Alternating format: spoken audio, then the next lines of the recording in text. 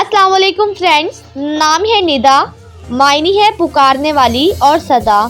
नाम है नरगिस, मायनी है खूबसूरत फूल।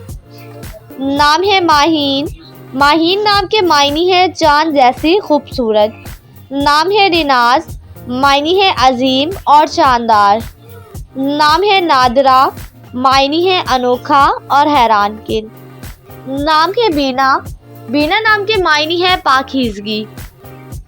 नाम है मिसबा, मिसबा नाम के मायनी है चिराग या नूर। नाम है महक, महक नाम के मायनी है खुशबू और इतर। नाम है महाल, मायनी है ताकतवर और बहादुर। नाम है महर, मायनी है एहसानमंद और शुक्रगुजार। नाम है माहा, मायनी है साफ पानी का चश्मा या चांद। नाम है मलाइका, मलाइका नाम के मायनी है फरिश्ते। नाम है नबीला, नबीला नाम के मायनी है।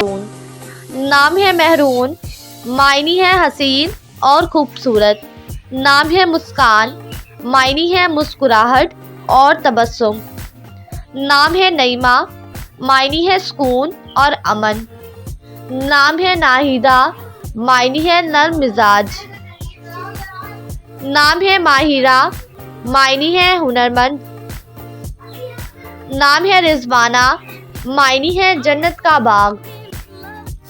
नाम है कायनात, कायनात नाम के मायनी है पूरी दुनिया।